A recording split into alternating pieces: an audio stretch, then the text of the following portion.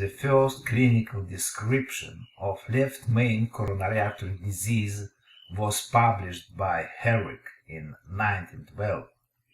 However, live diagnosis was possible only after the introduction of coronary angiography in clinical practice in 1959. Left main coronary artery stenosis is a relatively infrequent but important cause of symptomatic coronary artery disease. Approximately 5% of coronary angio demonstrated left main coronary artery stenosis. In the majority of cases, left main coronary artery stenosis is associated with triple vessel coronary artery disease. Isolated left main disease is rare, about 9%. Approximately in 5% of patients with STEMI, angiography demonstrated left main coronary artery stenosis. 10% of all cases of indication to CABG are due to left main coronary artery stenosis.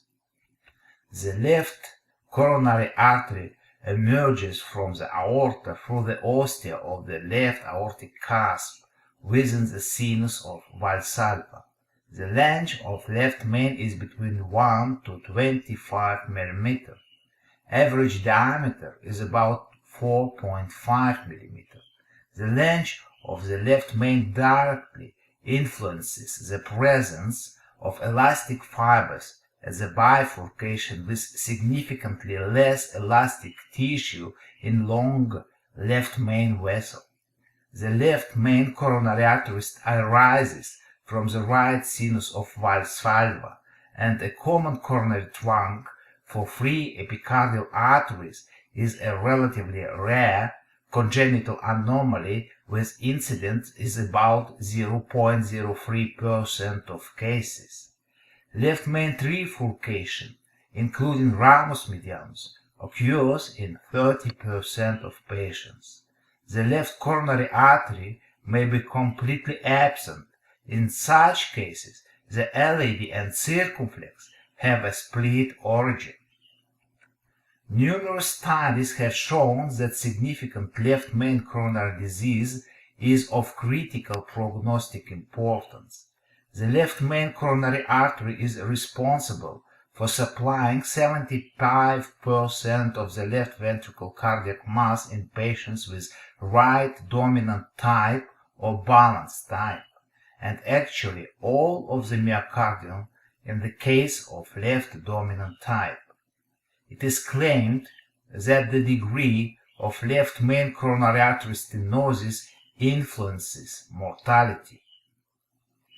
Left main coronary artery stenosis of more than 50% is defined as an independent predictor of mortality. Since 1964, significant left main coronary artery stenosis is recognized as a Class 1 indication for revascularization. Despite the short length of the left main coronary arteries, there are three different anatomical parts to this important coronary segment: the ostial segment, the body of trunk, also called the middle segment, and the distal bifurcation segment. Ostium is a site of aorto-ostial lesion, body is a site of tubular lesion, and distal is a site of bifurcation lesion. Aorto-ostial lesions comprise a subset of localized vessel involvement which arises within 3 mm of the origin of the left main artery from the aorta. The prevalence of ostial left main coronary artery stenosis is about 20–30% in group of patients with left main coronary artery disease. As a rule, aorto-ostial disease originated from the aorta and in particular appears to have more elastic recoil than other lesions. Isolated left main trunk disease is a relatively rare site of stenosis. As a rule, aortoostal or distal left main lesions involves a mid portion of the artery. Distal left main coronary artery disease is a subset of bifurcation lesions. This is the most common site of left main stenosis. The prevalence is about 60–80% in all patients with left main coronary artery disease. The pathology, as a rule, is atherosclerosis, and this localization is commonly associated with double or triple vessel disease. This film presents an anatomical variant of left main coronary artery. Short left main is defined when ledge of the vessel less than 8 mm. Split organization of LED and circumflex arteries is a relatively rare anatomical variant. Short left main or split origin anatomy should be taken into consideration for proper choice of revascularization strategy.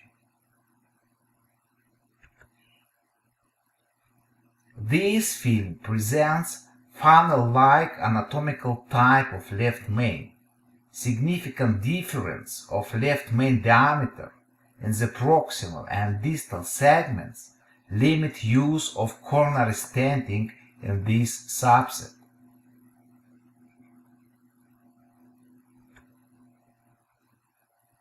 This is an example of left main equivalent, artificial left main in patient with total occlusion of native left main, 7 years post CABG.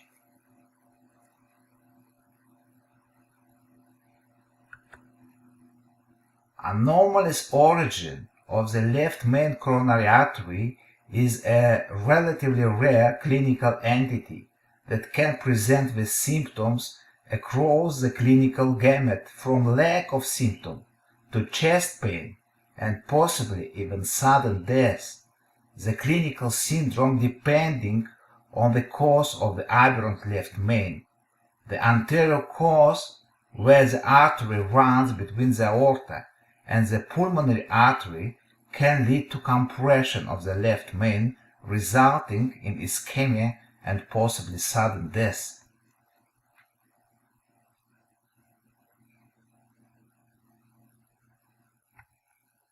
This is an angiography of patient with the left main arising from the right coronary cusp that took a posterior course. Anomalous left coronary arising from pulmonary artery is a rare but serious congenital anomaly which affects 1 of every 300,000 live births. The first clinical description in conjunction with autopsy finding was described by Bland and colleagues in 1933. There are 2 types, the infant type and the adult type, each of which has a different clinical manifestation and carries a different prognosis. Infant type, the onset of symptoms usually occurs about 8 weeks after birth. There is a little or no coronary collateral development. When the reversal of flow in the left coronary artery is established, a limited blood supply to the left ventricle myocardium leads to heart failure and mitral insufficiency secondary to myocardial infarction.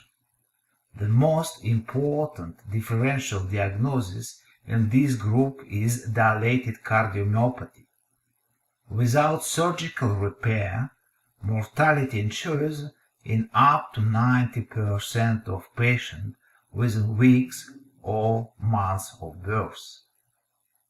Adult type. To survive beyond infancy, patients develop significant collateral circulation from the right coronary artery to the left coronary artery. However, often is not sufficient to supply the left ventricle, especially in the subendocardial region. Chronic left ventricle subendocardial ischemia ensures. As a result, patient may develop malignant ventricular arrhythmias. These patients are at risk of sudden cardiac death, which occurs in 80–90% of cases. This is a common coronary trunk.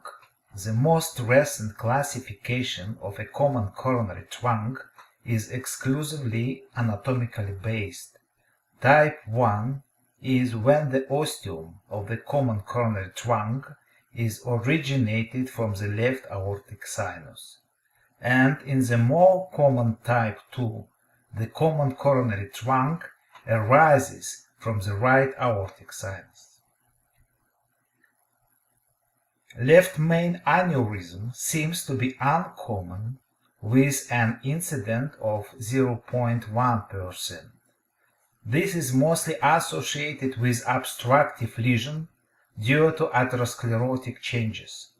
Management of these patients, conservative versus surgical repair, usually depends on obstructive lesion and associated symptoms. Between 4 and 7 patients with acute myocardial infarction have significant involvement of the left main coronary artery. We are talking about several clinical situations. First, when left main lesion is a culprit lesion or part of culprit complex. Second, when left main obstruction in the site of culprit vessel and PCI to culprit lesion have to be performed through left main coronary artery stenosis. Third, patients with culprit right coronary artery lesion and associated left main coronary artery stenosis. Patients with culprit left main lesion are a small and critically ill subgroup. This group is frequently presented with cardiogenic shock and associated with high in-hospital mortality and MACE rate.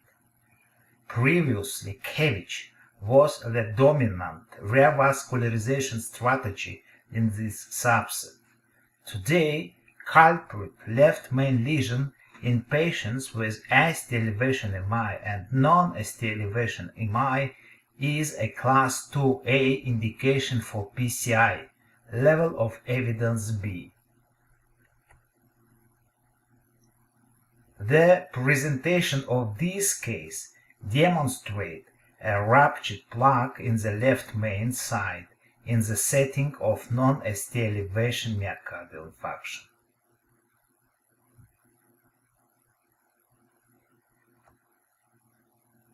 The common site of chronic atherosclerotic process is left main bifurcation. This case demonstrates a calcified bifurcation lesion in an elderly patient with severe stable angina pectoris. Coronary artery vasculitis is another important cause of left main coronary artery disease. Takayasu arteritis is a chronic vasculitis of unknown etiology involving the aorta and its main branches and coronary tree.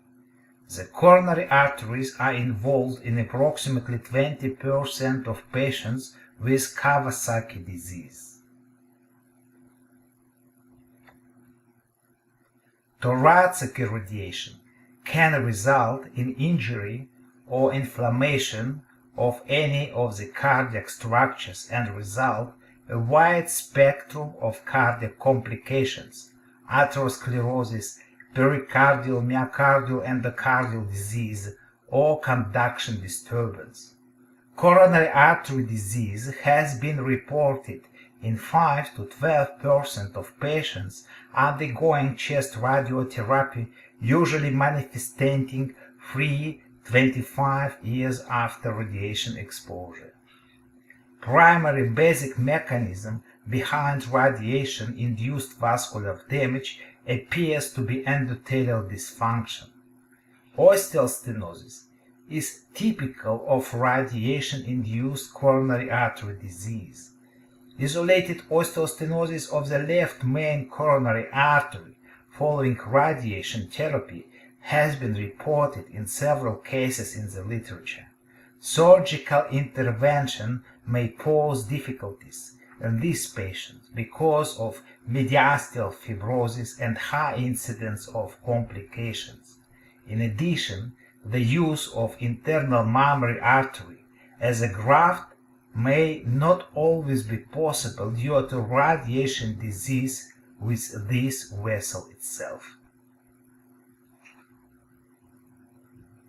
Transplant coronary artery disease remains a significant cause of morbidity and mortality after heart transplantation, with angiographic evidence as many as 50% of patients at 5 to 15-year follow-up. Transplant coronary artery disease is an immunological phenomenon driven by an inflammatory setting leads to endothelial injury. The association between increased number of episodes of rejection and the presence of transplant coronary artery disease supports the contribution of immunological mechanisms. Donor and recipient risk factors, endothelial dysfunction induced by inflammation leads to accelerated atherosclerosis and obstructive coronary artery disease. This is angiogram of patient with significant left main coronary artery stenosis 16 years after heart transplantation. Left main coronary artery dissection is a rare and often fatal condition. Three main types of coronary artery dissection could be discussed: spontaneous, a result of thoracic trauma, and iatrogenic. Spontaneous coronary artery dissection occurs predominantly in young or middle-aged, otherwise healthy patients. About 1 in 4 family patients with spontaneous coronary artery dissection are in the peripartum period or while taking oral contraceptive. Spontaneous coronary artery dissection has also been described in patients with Marfan syndrome, cocaine users, and in patients after intensive physical exercise. Iatrogenic left main dissection is a rare but life-threatening event with a reported incidence of less than 0.1%. It results from mechanical injury to the arterial wall during catheter manipulation, passage of an interventional device, subintimal or forceful injection of contrast medium.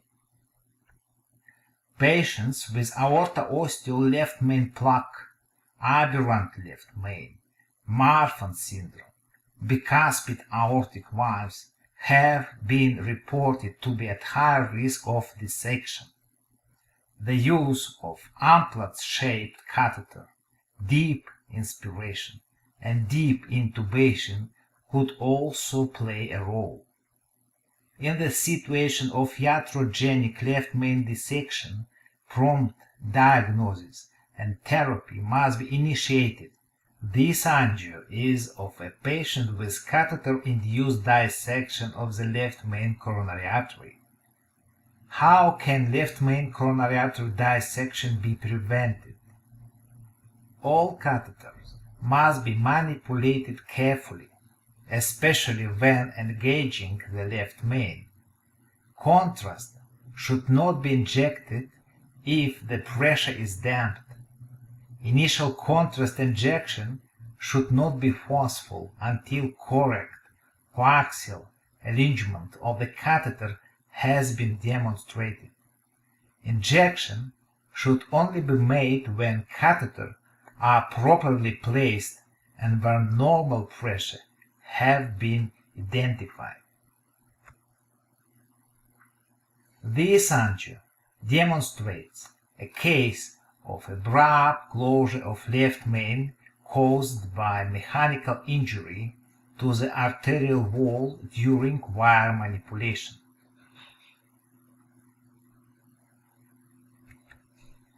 Coronary dissection could be spread antegrade to the main branches or retrograde from the main branches to left main. In this case, retrograde dissection was developed after balloon dilatation of circumflex artery.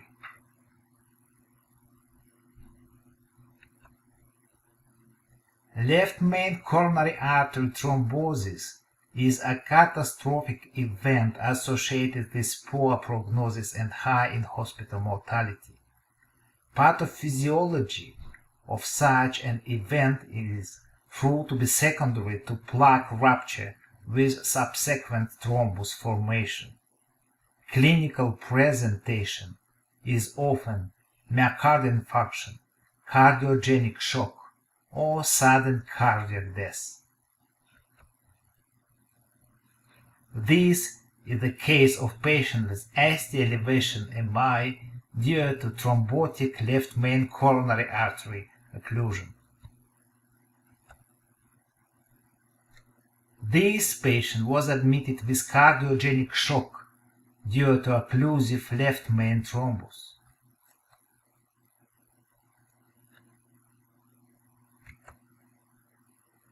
Left main arterial thrombosis can be secondary to a persistent hypercoagulable state such as essential thrombocytosis, polycythemia vera.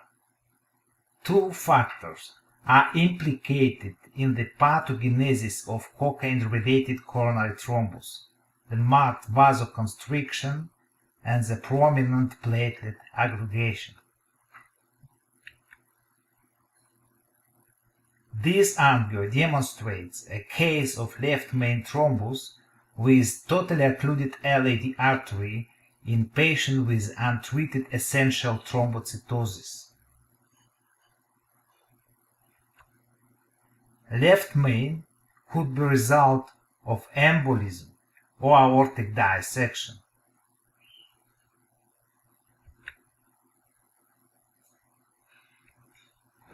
Left main coronary stent thrombosis is a serious complication related to stent implantation.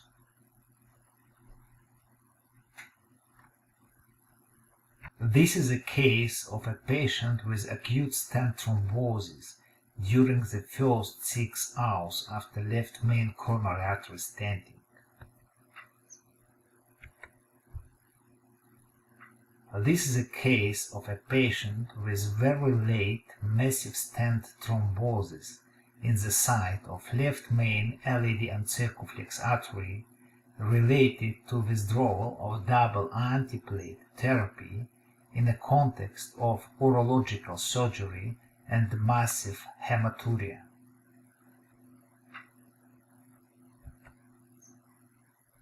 Left main thrombus could develop during PCI procedure as a result of insufficient anticoagulation, association with left main dissection, or related to use of medical devices.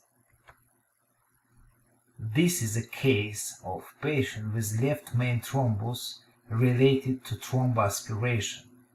Patient with ST elevation MI due to acute LAD thrombotic occlusion was treated primarily with thromboaspiration.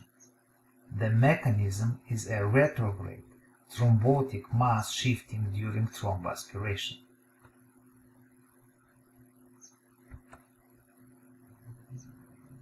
The principal major limitation of left main stenting is the dangerous consequence of in-stent stenosis. Due to majority of the reported events, are occurring during the first 6 months. This is a general agreement today that every patient needs at least a non-invasive test after 6 months and repeat coronary angiography between 9 and 12 months after procedure. The occurrence of coronary obstruction after TAVE has usually been less 1%, ranging from 0 to 4.1% in contemporary series. Reported cases of coronary obstruction after TAVE occurs most frequently in women, in patients receiving a balloon expandable valve, in patients with no prior CABG. The left main coronary artery ostial obstruction is more frequent than right coronary artery obstruction. The low position of coronary ostia with respect to the aortic annulus has been noted as one of the most important factors contributing to this complication. It has been suggested that a coronary ostium height cutoff less 10 mm increases the risk of coronary obstruction during TAVE. The severity of valve calcification has also been suggested as an important predictive factor for coronary obstruction after TAVE.